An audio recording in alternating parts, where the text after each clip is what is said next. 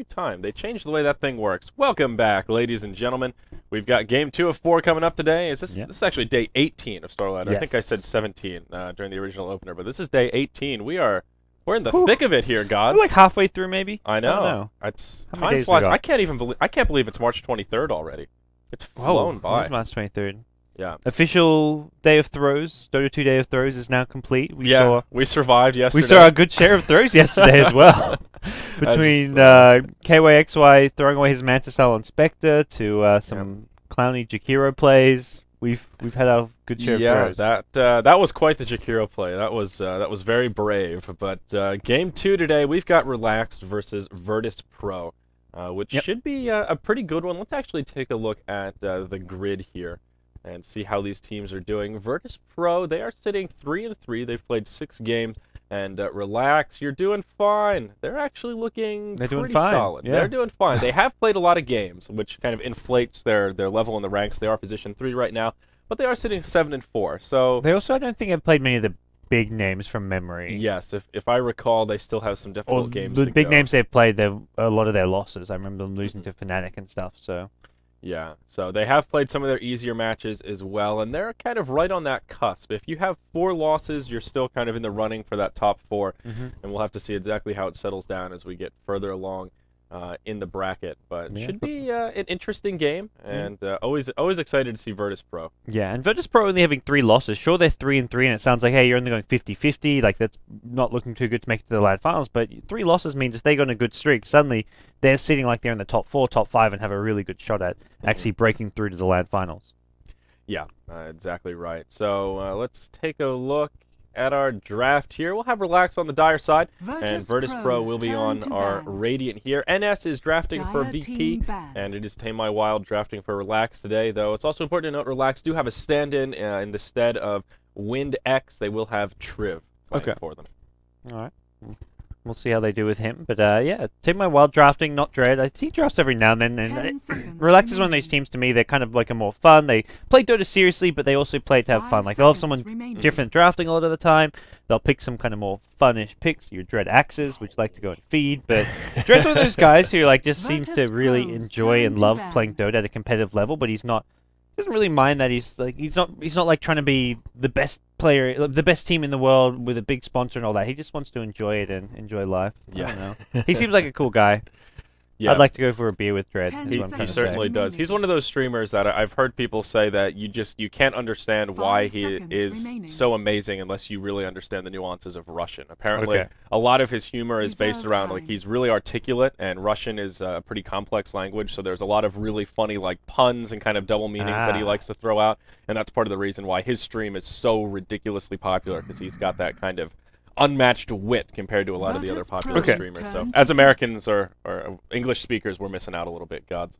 It's too bad. It's too bad. We don't get to listen to Vlad. Well, you can listen to Vlad, but you don't get to understand. Too easy for Arteezy is about the extent of my understanding. I wonder if Vlad's getting any % of those new Arteezy shirts that EG have unleashed. I saw them. I was like tempted to message Vlad, be like, so what cut are you getting, man? Like, you spawn this thing, like, and EG go off and monetize it. Like, sure, they can monetize Arteezy, but that's like, that was Vlad's line, man. Yeah, that's... And then there's EG, like, sweet, man, we got a t-shirt.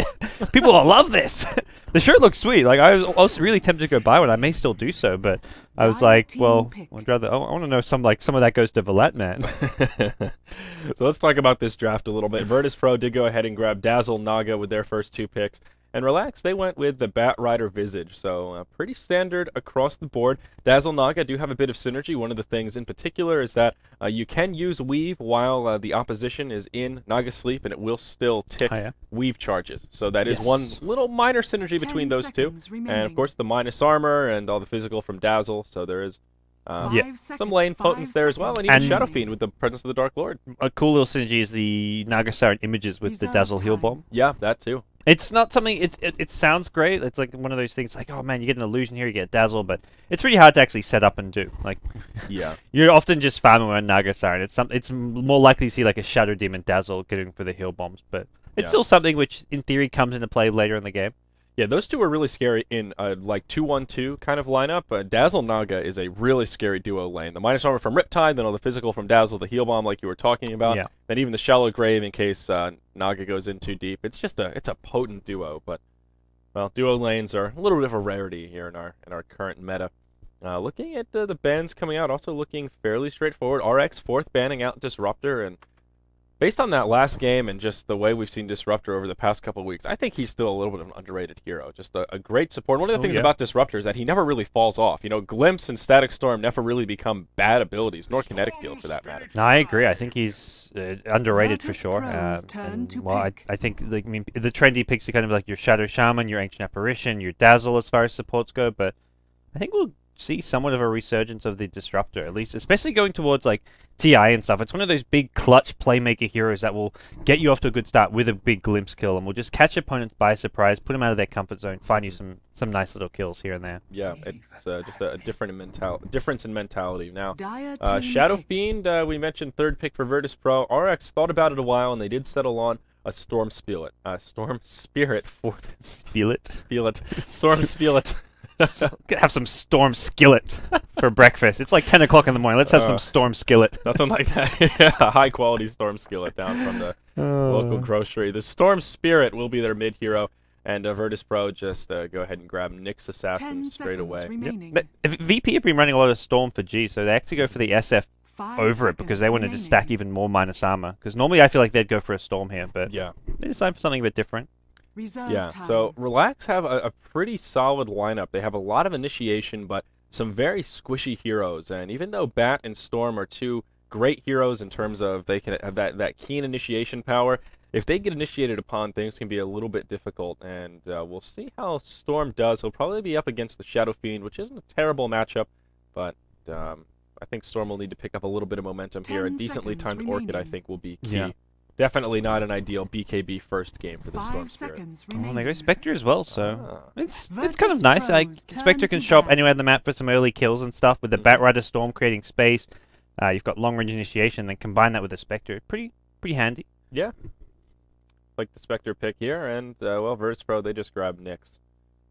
So, oh boy, Nyx Assassin, he's just such a good all-around pick right now, especially against a Batrider, a hero you can't really go wrong with. You get just a free stun with that Spike Carapace, walk into the Firefly, and yeah, there you go. Easy peasy. There's your initiation on a Batrider.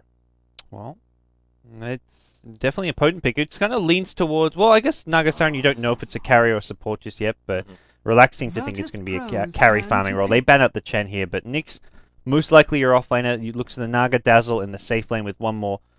Probably support to go with the Dazzle, but if they really want to, they just check Naga and support and they can get a really greedy type carry here to contest the Spectre in the late game. I mean, Naga kind of is a greedy carry when you go the Radiance build, but it can be, they can go greedy with a farming support Naga combined with a carry of some kind. They go Wraith King. And actually, it's still hard to tell whether that's going to be a support Wraith King or a support Naga. 4-position Wraith King is... It's a thing. Not bad. It's real, yeah. That's a Dread hero. That Dread loves his axe. Wraith King, he wants these like manly, balls to the wall kind of heroes. Perhaps a deny pick here with the 5th pick Wraith King. Yeah, deny pick for sure. Oh, sorry. For some reason I was thinking that was Relax over on the Radiant side. Yeah. No. Okay, not quite. So interesting though. And again, this is really hard to read. He can play the position 1. And be that hard farming Wraith King, but I don't know. If you had to call it one way or another, who do you think is going to be the farmer, the Naga or the Wraith King? Well, I can see now. So I was just going to make an educated decision. I was looking at you, and then I saw, Illidan just picked up the hero. Yeah, Illidan's going to be the... I was going to make an actual guess. I think I was going to lean towards Naga being the carry. But. Yeah, that's where I was going to lean as well, actually. I thought it would be a support Wraith King. So it will be a support Naga. And, well, I'm actually excited to see Wraith King. I know he's been picked up a time or two, but I actually haven't seen him all that much. So I think he's actually all around pretty good, a little bit underrated in terms of he gets this kind of a rap amongst the community as being this kind of dumpster tier hero. And he's not that bad. It's nice that Wraithfire Blast has a stun and then it actually has a slow afterwards, which I think is something a lot of people don't realize. Vampiric Aura works on ranged heroes as well, so it's a particularly useful ability compared to like the Vlad's offering where it's often compared to. His crit, not that great in the early level. It's not a value point crit. This is one of those You really need to put points in it before Commit. it's too useful. Yeah. Yeah, that first value point, 15% chance to do 125% damage is pretty garbage. No, I think the build we see mostly is you max stun and crit. Like, you don't get any stat points just because you need to get that crit leveled up before it even does a whole lot. Right. The big thing to me of this hero, which has been buffed considerably over the last like few patches, is his ultimate. The reincarnation slow, 75% slow. That's essentially a full slow. You can't go below 100 movement speed, and any hero on 400 or less movement speed will reach that 100 movement speed threshold, which basically means they're fully slowed, as slow as you can get. That's his big spell. It used to only be, I think, like a 50% slow, which is, I mean, it sounds like it's a small buff, but going like a 50% slow of someone who's on 400 movement speed puts them on 200 movement speed, which is still like you can get out of there, but down to 100 movement speed, you're crawling, you're not moving. It's like almost like a disable. It's like being stuck in ice wall, kind of, where you're moving and your hero is just painfully, slowly trudging through the ice, and it's not too much fun. So Wraith King, he makes you kind of think about, do we want to ignore Wraith King and kill everyone else so that we don't get slowed, or do we want to focus Wraith King, proc his ultimate right away, and just deal with the slow and take it right there? So that's one of the things about position 1 Wraith King versus a lot of other position 1 heroes. You need to make that call. Do you focus him or do you not? And of course, he's also susceptible to mana burns. If he doesn't have enough mana to use his ultimate, then it doesn't get procced. But Relax don't have a hell of a lot of mana burn here. Maybe this will be a good diffusal game for the Spectre. I'm not a fan of the Diffusal Spectre. No? I think more likely we looked... Well, Necrobooks is probably a better answer, but they don't have any Necrobook builders. Yeah. Diffusal Blade doesn't actually... Like, you have to right-click so much to burn down the Wraith King's mana. How much actually does it diffuse at level 1? Only, I think, is it 16? 20. 20. Okay. 20 per right-click, and 36 when upgraded, so... it's just a lot to invest. Like, I think it's better for Spectre just to tank up a bit, but Diffusal's not bad. I guess Diffusal becomes more useful once he gets a Manta. So he has more illusions, it burns the mana faster. But until you have both of them, like, just the Diffusal Blade doesn't really do too much Manta for you. Diffusal's so maybe it's like scary. a luxury, like, 5th pick item, 5th pickup or something, 5th inventory, maybe a 6th slot if the game goes that long. So, I mean, how hard of a carry is Wraith King? Like, does he fit into that traditional definition of a hard carry? Like, can he tango with your anti-mage, with your Faceless Void, or is he a little bit more of kind of a semi-carry? He's more of a kind of tank-like carry. He reminds me of something like Starladder in a way, just because he's a tanky melee here on the front lines. He doesn't flash farm at all, like an anti-mage or a Faceless Void can. Or Void, you kind of need like a Battle Fury or a Maelstrom or Mask of Manus, but those are all kind of items you get. So he doesn't flash farm. He doesn't. He gets kited around, unlike those kind of carry heroes, which is kind of a problem for them. And he's more about being on the front lines, tanking up a lot of damage. You want the opponents to initiate on you because of your reincarnation, not just the slow, but it means they chew through a lot of their key spells just to get rid of your first life. You've got an Aegis in every fight, so that's where he's good against Doom and stuff. Because if you're dooming a Wraith King, and he's got reincarnation up, that's a wasted Doom. So he's more like just if to use like a WoW term, he's just the tank of the team, but you play him in a farming role just because he needs items to be effective at the same time. He's your prot warrior up in the front lines, using that shield block, taking all the damage, then coming back to life. So yeah, I do really like the utility on Wraithfire Blast as well. The fact that it stuns and then moves into a slow, it's another sort of correlation between him and Starladder. Stun and then slow gives him a little bit more utility than just a straight up slow disable. So he's got a pretty good lane presence. Expect some damage to come out if it is a tri-lane with Dazzle and Naga, which I would assume it will be. That's a pretty aggressive tri-lane right there. They've got some defensive power with the heal from Dazzle, and they've got some pretty potent damage output as well. But let's introduce these rosters. Here on the Radiant side, we will have Team VirtusPro, and it will be Illidan, the position 1 Wraith King down in the bottom lane. It will be NS playing on the support Dazzle, heading down bottom as well. God on the solo mid Shadow Fiend. JOTM on the support Naga Siren, stationed about the top rune to get things started. And Arzart will be on the off lane Nyx Assassin. Alrighty, over on the Dire side, it's going to be Team Relax. You're doing fine. Yoki playing the Spectre in the firing role. We're going to see the stand-in Triv playing the Visage. We'll have Dread on the support Silencer. Mid lane's going to be Tame My Wild playing the Stormthrower. Then finally, off lane, it's going to be Sashglow playing the Bat Rider. I'm glad he stopped playing his offlane Ember Spirit. That was just... That was dubious, yeah. That was ass, really. Let's be real here. Dubious is saying it nice. Ass is probably more... Just offlane Ember Spirit in particular, not even just Shotchlows, but... No, yeah. He's not an offlane hero. He did alright with it, but it was like, you're the hero not built for it. Yeah, exactly. So JOTM on the Naga. will grab an invisibility rune to get things started off here. Still has yet to grab a skill point, and will just slither his way down towards the bottom. So Shotchlo, he'll have his work cut out for him against this tri-lane. Dazzle with Poison Touch at level 1 will go ahead and try and harass him back and keep him out of experience range. And it was actually NS taking a tower shot there, so that harass. Actually a good trade for Batrider as he kind of baits him into the tower. But yeah, up in the top, Nyx Assassin won't be having a very easy time either. Dread on the Silencer, Yoki on the Spectre. Spectre should have a pretty good time as well. Yep. Well, all in all, I think lane's kind of panning out how you'd expect them to. Nyx will just look to leech experience. Similar story for the Batrider bottom lane. He'll leech experience. Maybe we see the supports of Relax not spend so much time zoning out the Nyx, but maybe stacking neutrals for the Batrider to take later on, because he's going to need catch-up at some point in this game. Yep, Arstar's actually taking a good bit of damage here. He will be forced to skill up Spike Carapace at level 1, but now taking some damage. Dread takes that read, and we'll go ahead and... Almost could have dived for that, because he would have needed a couple more glaives hits. At least 2, maybe even a 3rd, so probably a bad idea to chase it. Shotchlo in trouble down bottom. They'll dive this tower, and this should be an easy kill. He's only level 1, no Firefly, and there's the first blood. Coming out on Illidan, no less. Will actually almost die to the tower, but will survive, and now that Wraith King is off to the races with a nice 400 gold bounty to get things going. Yeah, the first blood helps here. He's a bit low on regen, but Dazzle, well, no Shadow Wave just yet, so maybe level 3 we pick that one up, but yeah, good start for VP, picking up the first blood. Sashglow, still level 1, and he's not going to be able to find any easy way to get up to level 2. Yeah. So, rather unfortunate for Shotchlo. He did go Sticky Napalm level 1, like I said, and if he had the Firefly, might have made that a little bit easier. It still probably would have been hard-pressed to survive, but at least could have tried to do some fancy footwork and move into the river here or off the side of the map. Well, with where he died, with Firefly, he lives. He flies over the trees, either to the left or to the right, and can quite easily juke them. So the napalm was just for the trading hits with the Dazzle, which is okay, but you've got to get that level 2, and the fact he couldn't, he's going to be regretting getting napalm, I think. Yep, and now he could be in trouble once again. No, perhaps not Dazzle, just harassing a bit. He did grab the 2-minute rune, which of course was the double damage we still see active. So at least scouting out the runes for his mid-hero, and they're going to rotate down. They might make a Shotchlo sandwich here. Wraith King, unfortunately, not in a position to come from the high ground.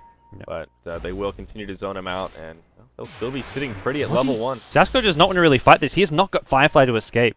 Yeah, this is a risky proposition, especially if the Wraith Knight comes up, but recognizing that Illidan is still so low on HP, I guess feeling perhaps a bit more safe.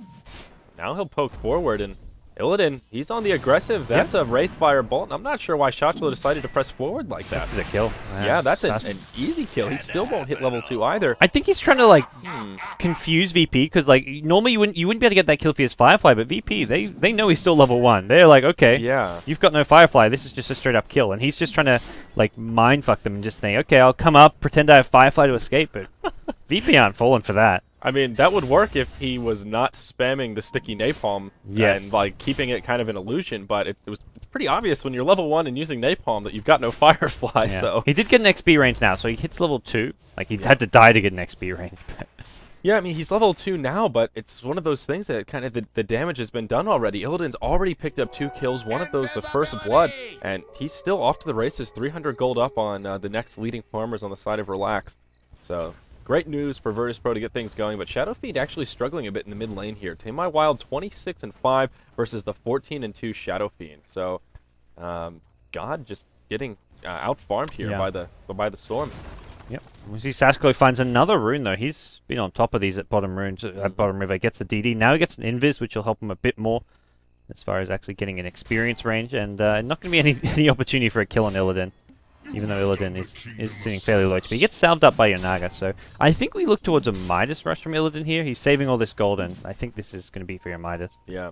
Now, this is an interesting build that he's going for. Much different than the one that you were talking about. He's level 5 with 3 points in Wraithfire Blast, a casual point in Vampiric Aura, and actually a point in stats instead of going for that crit or a second point in the Aura, which is just... I would not have expected a stat point before level 6 out of the Wraith King. Yeah. It gives you slightly bigger mana pool, so you can use more stuns, but he's pretty much always on full mana. Like, he'll use a stun here and there, but he's never had any issues with the magic stick.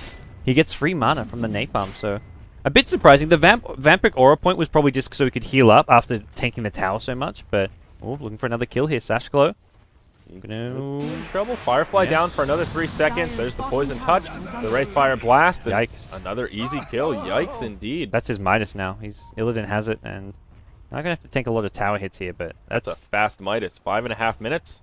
That's scary. Yeah, he's farming absolutely fantastic here. So we'll see Spectre pick up. Oh my, he's going Midas as well. I was about to say Spectre's been a ton of gold, and he's going Midas, which I do not like at all on Spectre. This is not a good item to get. Yeah, Spectre is one of these carry heroes that really needs to tank up early on, and if he wants to get Radiance or whatever it is, he needs some of those core items, even if it's just the phase boots into drums to have a presence, and he can make up for not going that farming tool because of Haunt. He can just sit back and farm, and then use Haunt to hop into fights, either get last hits on heroes, and also just get that assist gold. So that gives him kind of that flexibility just to go straight into items and still be able to farm well. And the Midas, although it will let him farm, it's just going to be a while before he comes online. Now, if he haunts into fights, he will be an easy target for VirtusPro. And until he gets the phase boot, you can't actually haunt into fights. Sure, he's not level 6 yet, but generally speaking, you want to get those phase boots as fast as possible. They help you last hit, they help you zone out the hero from your lane, and they allow you to actually go for kills once you hit level 6. But he'll get those phase boots soon enough. He gets his Midas up. He'll start popping it now. But those phase boots will just be slowed down a little. Yeah. So Arzard, he's still struggling a little bit in this off lane. He's only halfway through level 4, so won't have Vendetta too quickly here. He's still doing better than the Bat Rider. At least he is yet to die, despite not getting a lot of experience. He hasn't conceded any deaths, so really in this game, the big disparity is, of course, the off-laners. And this mid lane, still rather disparate as well. About 42 last hits on the Storm, and Shadow Fiend, he's for 36 now. He'll move into the jungle, and a huge stack. Yes, indeed. Quad stack, it looks like. So that will be a nice bit of recovery here for the Shadow Fiend on that hard camp, no less. So great use of the supports from VirtusPro, and, well, they'll give Shadow Fiend the boost he needs to get right back in this game. And now all of a sudden, he's actually ahead of the Storm Spirit on net worth. Yeah, that was a lot of farm right there waiting for him. So nicely played. Good strategy coming out from VP. He's about on par now, but his last hit's taken over the Storm here. And Storm, he's hit level 8 here, but we haven't seen Tame My Wild actually find any kills yet using his ulti. Normally by this point, your Storm, you're getting runes, you've got your treads, you've got your magic wand. You want to be roaming on the map finding kills, but he's just not seeing anything present itself. Bottom lane, the Wraith King's got reincarnation, so even rotating bottom to stop this tower going down is something quite tricky to do. And yeah, that Midas is online, starting to kick in a little bit, as he will start using that cooldown. Yoki is all solo right now, so Arzard will be able to grab some experience and actually put some pressure onto the Spectre as his supports have kind of left the lane, moving down bottom, hoping to try and protect their bottom tier 1. Shotchlo, he's almost level 5, just so poor. Only 750 gold right now, and he's still yet to pick up his boots. So he's looking at like maybe a 15-minute blink. If his supports stack up for him in the jungle, maybe things will go well, but he's already got a set of mud golems here, so not looking too good in the mid lane. Yeah, Dazzle's in some trouble. He'll grab the Grave on himself. Now God, he gets Vortex, but oh wow, Tame My Wild stands his ground, and he grabs that kill. Spectre comes in, and Dazzle will actually fall, and also a kill. Yeah, Wraith King used his ulti to get a kill in the Silencer. I think Dread thought he could maybe get the kill using the Curse of the Silence to get rid of Illidan's mana, but he came out worse for wear in that exchange. Yeah, so a lot of kills happening about the map. VirtusPro get 1 kill down bottom, and they lose 2 in the mid. Both Dazzle as well as the Shadow Fiend fell. Great plays by Tame My Wild, though. Knowing his limits, barely survives, but walks away with 1 more kill under his belt. Yeah, and forcing out the Grave on the Dazzle, and then immediately switches target to the SF, knowing that SF cannot be Grave. That was some clever awareness from him in the fight. Yeah, and up top, AA will be in some trouble. They will go ahead and burn a Dust, even though he does try and Vendetta away. And just an easy kill. Tame My Wild picking up some momentum here, almost level 10, and will be working towards an Orchid first with that first row of the Magi sitting in the inventory. And just a great read to head up top, grab some Dust, and just adds another one to the scoreboard. Yeah, this is... He waited a bit longer than you'd normally see Storms waiting, but that almost catches VP by surprise, because they're playing very cautious for a good couple minutes, and Storm's like, okay, I'll just keep on farming, and I'll wait till I'm actually ready to start rotating. And Tame My Wild gets a quick couple of kills, and he's well on the board. So for VP, maybe we've got to see Illidan get more involved, pick up a TP scroll, come to some of these fights, because he's got his treads minus. He's looking pretty scary right now, but he hasn't actually left this bottom lane yet. Yeah, and I have a feeling he may want to grab an armlet here. It's an item that I think works particularly well on Wraith King, because the damage it does to you is kind of counteracted by your vampiric aura. Yeah. So just an all-around strong item on this hero, and he will stand his ground to finish off that bottom tower. Visage comes in for the deny, but is just slightly off the mark, and now Illidan just Storm thought furthering that farm. Storm could have TP'd maybe a couple seconds earlier and maybe actually gone in for that kill, because Wraith King didn't have ulti there, so Tame My Wild just playing a bit too greedy in this mid lane, not wanting to TP. He wanted to just get that last little bit of farm, and by the time he does TP, Wraith King's already gone, and he even ends up just deciding to cancel it. Yeah, there is a haste rune here in the bottle of Tame My Wild, so he still has some options. Perhaps he can start moving around, but wow, Shadow Fiend going Blink first. God going to follow in the footsteps of S4, same build we saw in their first game today. And I say wow just because, generally speaking, at least over the past few months, it's a build that we see very rarely on Shadow Fiends. That BKB rush seems to be much more common. Yeah, the Blink was making a resurgence apparently. I think it's not bad. It does give you just such great mobility here. I like the Midas as well. I think the Midas play that like we see our TZ do is also really, really effective. If you go Midas, you can't really go back for Blink because by the time you have a BKB, it's too late. Yeah. But if you go straight for the Blink, you can get it first. Yep. And there will be a 4-man smoke from Relax moving into the Radiant jungle. Another big stack here that God is taking out. He'll be able to clean it up before they get inbound. Oh, and they'll scout the wrong way. They're thinking he may be down on the left side of the tree line. And now they come over and uh-oh, God's in some trouble. He'll walk right into it. So, well, they miss scout right away but at first, but then they come in and they find a kill on that high-value target known as the Shadow Friend. And VP, they smoked the wrong way. They're actually going to find the Spectre here. Yoki going to get hit by an Impale. They need the Wraith King in here. He's got a Blink Dagger. Blink Dagger Wraith King finds Yoki. This will be a kill here. He's got no mana for the ulti, and Yoki, one more right click. There we go. Dazzle gets the last hit. Meanwhile, T1 mid tower does go down, so not a good position for Spectre. He actually went back for a Vanguard too. That's why it took so long to kill him, but even so, Relax make the best for it by getting a T1 mid tower. Yeah, so nice ganks coming out on both sides of the coin. VirtusPro still holding on to a gold lead. The total tower count is 1-1.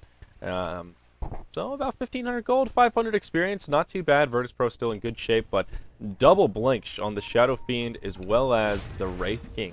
Very interesting. I would not have guessed a Blink Dagger first on the Wraith King following that Hand of Midas, but the big thing that kind of limits his damage output is always his mobility. That's where items like Force Stuff and Blink Dagger can be really useful to get in nice and close, and heroes that would normally just kite you around. So being kited around one of his bigger issues, and getting a Blink Dagger, not bad.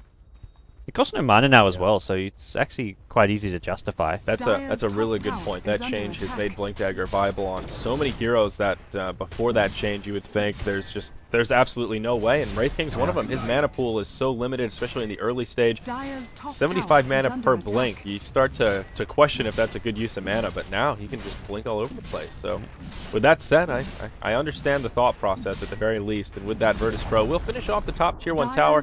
Relax, gearing up for a push down bottom, but VP will be in a great position to make a hold, and they will do just that. They've got a Song of the Siren if they want to get Nugget in there first to try and keep everyone in place, and Relax are really going in for this one. I think they've caught wind of the fact that there is a TP defense coming in, and oh no, they're still committing. Yeah, Shotchlo is level 8, does have a lasso available, but no Blink Dagger, and Wraith King will hop forward. Flame Break comes out, but they want Tame My Wild, and they may have enough to finish him off. No, he will be able to scoot back despite the net coming out. Now Relax are on the retreat, but Shotchlo, he gets caught by a stun from the Wraith King, and that will be a kill on the Bat Rider. Now Yoki in some trouble as well. The Weave really being effective here, and Spectre will end up being another easy kill for VirtusPro. God grabbing an easy double there. Yeah, that's another power of the Blink Dagger. They actually can initiate and try and kill the Storm there. The Storm only got kept alive by the global silence of the Silencer. So that got used. It kept the Storm alive on like 20 HP, but then you've blown the global silence, and Storm can't even re-engage because he's got no HP. So VP just have a big numbers, well, not so much numbers advantage, but they've just got this item and farm advantage that's getting them into positions where they can take these easy fights. Yeah, God does have an invisibility rune on. He'll come around the backside. He blinks forward. Tame My Wild. He just can't handle the power of the blinks. Yeah.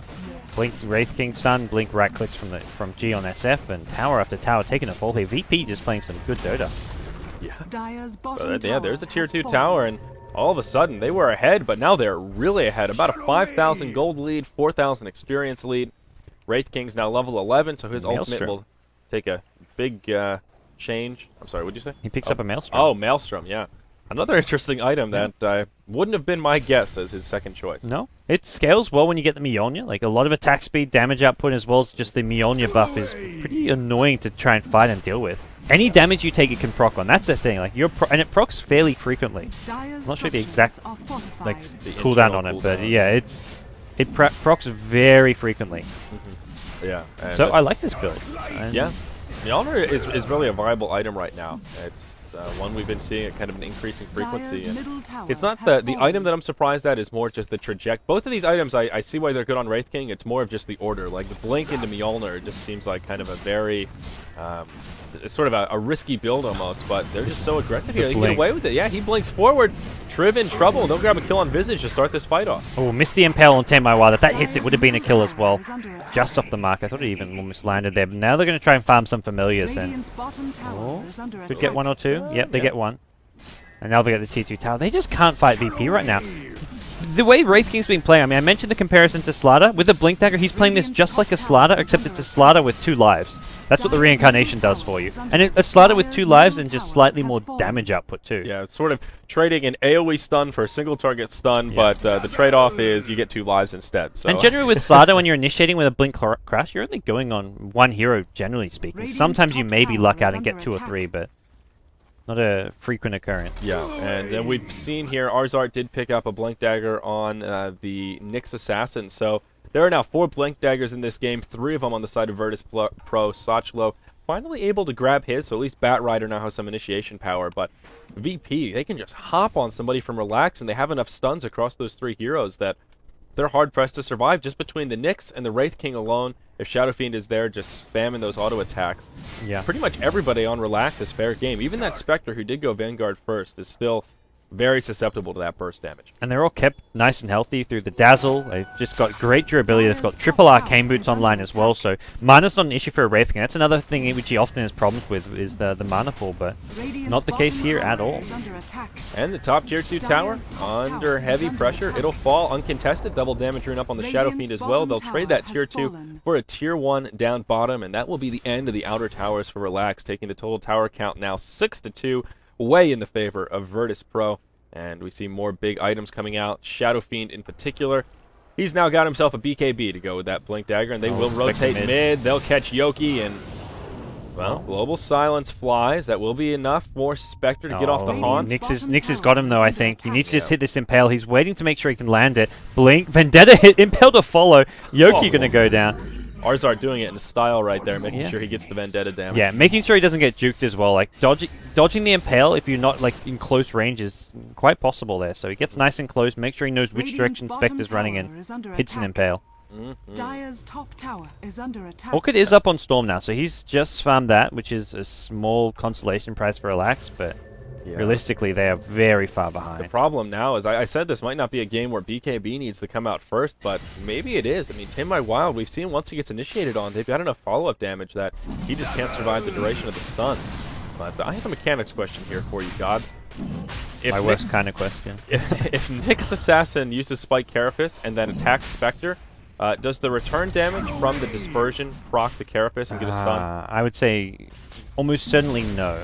Okay. I'm not 100% sure. It's like a 95% no. Okay. That's sort of what I was thinking as well. But just curious. I had that thought there, and we saw them going blow for blow, and he didn't use the Spike Carapace, which makes me believe if that was possible, he probably would have done it. Yeah, I've never seen that. Like, maybe I've seen it without realizing what I'm seeing, but yeah, I can't think of it that Carapace being used that way.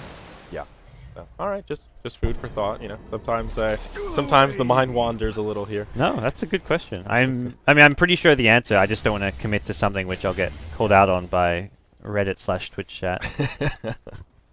Please have mercy on me, guys. Yeah, good luck with that, guys. God's poor feelings. So, all right, what are we looking at here? About a 10,000 gold lead. So VirtusPro just kind of continuing their streak of dominance. There's the Mjolnir up for Wraith King, so now he's hitting fast, and well, he'll have that static charge buff on top of him to make things even more difficult for Relax. And other than that, we don't really see too many other big item pickups. Relax in particular, just they're still trying to get this Radiance on Spectre, but the problem is, even when they get it, Spectre still can't really fight. 1100 HP against this Wraith King, the minus armor as well. All this minus armor is going to make this Spectre so squishy. He's going to need Radiance plus 1 big item, and while VP are already on your high ground, and you haven't even got the Radiance. And here's the initiation up top. There was a smoke used by RX to start things off. Shotshell gets off a lasso, but to just no avail. He gets destroyed. Dazzle does die to the silencer, and JOTM actually is the one who gets the grave. Visage will get picked off by the Shadow Fiend, and now Tame My Wild will be the target of choice. There is no stun available for the Wraith King. God actually with the BK Beyond taking a lot of damage here. That'll proc the Aegis. And Illidan taking a lot of damage. Oh, he lost his mana. He's going to die here. Oh, no. The Curse of the Silence from Dread. Wow. So actually a good hold from Relax right there. It ends up being 2 for 2, and they also proc the Aegis, so really a 2 for 3. But now they'll reinitiate. Impale comes in. Yoki in big trouble. There's the Requiem. And Spectre will fall. Unstoppable streak for God. But in comes Tame My Wild. He'll drop the rotation, and the hammer will fall on top of the Shadow Fiend. The Naga Siren as well. Relax, clean it up. Yeah, Tame My Wild going big here with the Storm Spirit plays, and they lose Spectre, but they get a couple big kills on your Storm Spirit. You can now start looking towards a BKB, so that's good news. As far as much as good news they get. Dread, what are you doing getting a Midas at 21 minutes in when you're like defending the high ground? Recovery Midas on the silencer before Magic Wand even. This is... I don't know if you want to recovery Midas when you're like struggling to hold the high ground. Like your tier 3s are being pounded away on. Sure, they held. That's probably what he's thinking. Like, we just held against Aegis. Like, we've got ourselves a good 10 minutes before the next Roshan. They probably won't try push. Maybe they won't try push high ground again before the next Aegis. So maybe he thinks he can get a bit of use out of this. But even if he uses it 3-4 times before the next push, it's still not paying for itself. Yeah. He could have a 4-staff or something, which is where I'm a bit confused. Even a mech? Have they got? Yeah, they haven't got a mech either. So. I don't know. Interesting. We'll kill a Mud Golem here, and we'll see how it works out. Relax, at least picking up some momentum there, and they keep their base safe, which is important. But VP, they won't get discouraged. They will press forward, and here we go. Blink Daggers onto Yoki, and they've got the stuns. They've got the damage. Yeah, they can get this initiation from Fog off every time, and Spectre, there's just no way he can farm safely. He can't show himself on the map, and he's going to be regretting this. He's probably thinking, I shouldn't have gone Midas. Dread's gone Midas. He who has the most Midases seems to be losing games nowadays. Yeah, it's funny how the tides have turned on that front. There is a buyback available for the Spectre, but really doesn't want to use it. He dies with his Midas off cooldown as well, which is very unfortunate. 3,200 gold at that bittersweet mark where he's very close to the Relic. But he may be forced to buy back here. 20 seconds, perhaps not. Initiation onto Shotchlo, but the follow-up isn't there. Just a Wraithfire. Storm's going in the background, so Storm actually got stunned immediately. I think he zipped in, got instantly stunned here, and they're going to get Triv as well. The Visage in a lot of trouble here. The Familiar Sun's not enough to keep him alive. Illidan still actually out of mana now. He needs some Arcane Boot spam to get him back up to mana, because he's just been drained out by the Curse of the Silence. Yeah, just a disaster here for RX. There will be a buyback from the Visage to try and make this hold, but Storm will be down for 35 seconds. He's got a buyback as well, and he may be forced to burn it. Glyph has already been used. VirtusPro grabbed the top tier 3 tower, and there's the buyback from Storm Spirit. How do they want to initiate this, though? He'll hop straight in, or get onto JOTM. Wraith King taking some damage as well. Batrider the first to fall. Storm goes down shortly after. Down goes the Wraith King, and again, his ultimate won't proc. He lost mana. He just got arcaned up, but the follow-up Curse of the Silence took out his mana, and he's... Man, very rarely do you see Curse of the Silence even being leveled on Silencer, but he's gone for it here. Song. And actually off the mark from JOTM, rather unfortunate there.